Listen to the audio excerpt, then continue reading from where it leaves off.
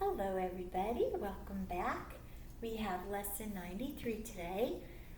Equations, notice I always shorthand, equations with exponents. Alright, so with these, of course, we're going to have equations that have exponents and we're going to solve them algebraically. Alright, so let's say that you are given this problem right here.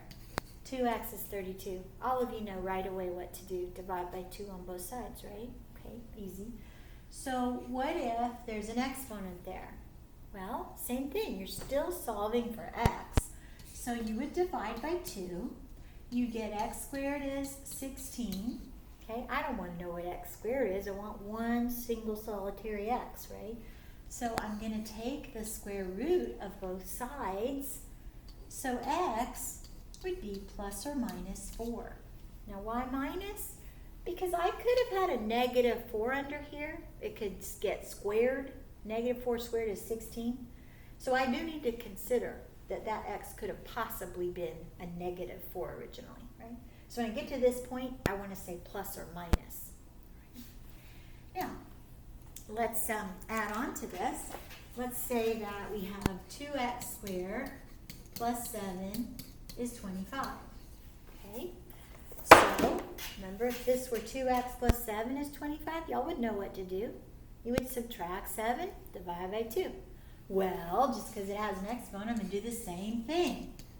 So, I'm going to cancel out my 7s. I'm going to have 2x squared is, so 25 minus 7 is 18. All right? Now, divide by 2. So x squared is 9. I don't want x squared, I want plain old x. So take the square root. So square root of x squared is x. Square root of 9 plus or minus 3. Okay, again, give me both possibilities. Because could I originally have a negative 3 right here? Well, negative 3 getting squared is 9. Times 2 is 18. Plus 7 is indeed 25. Okay, so both answers would be considered. Now, what about this? What if I have 2x squared is 64? Okay, well, I would still divide by 2. Okay, take the square root of both sides, and I get radical plus or minus radical 32. Now, you should always simplify your radicals. We've already learned that, right? So, I'm going to think of 32 as 16 times 2.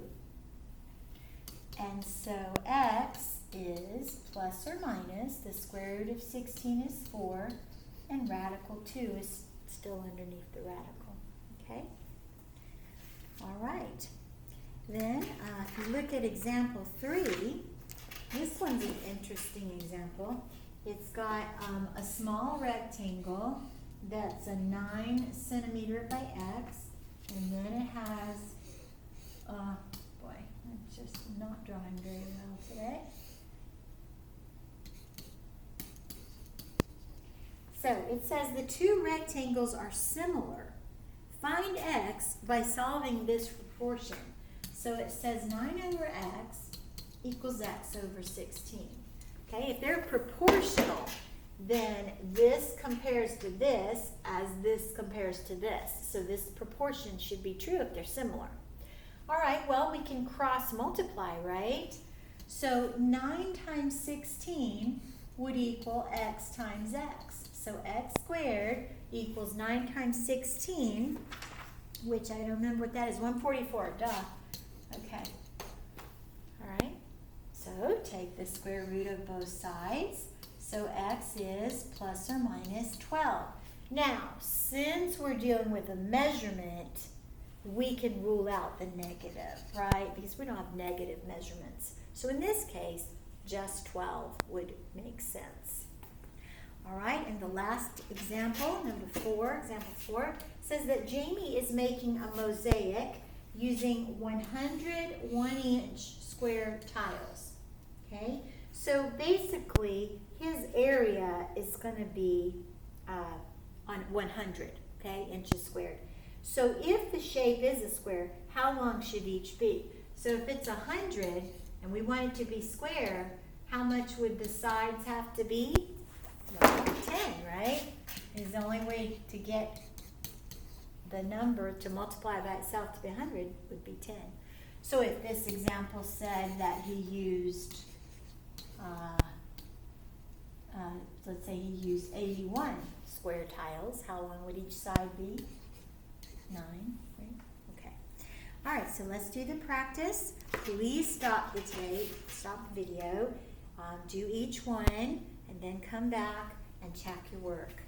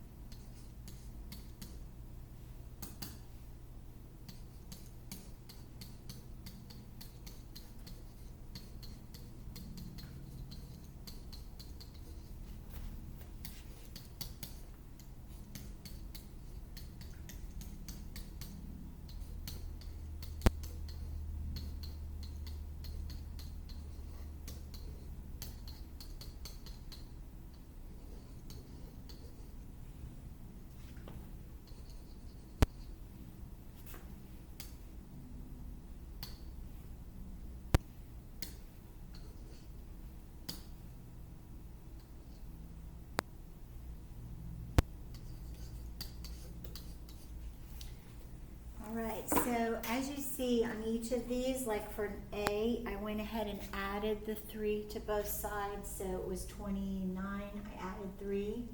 Divide by 2, take square root. Consider both plus and minus because it's not a word problem. For B, I subtracted 6 on both sides, divided by 2, took square root.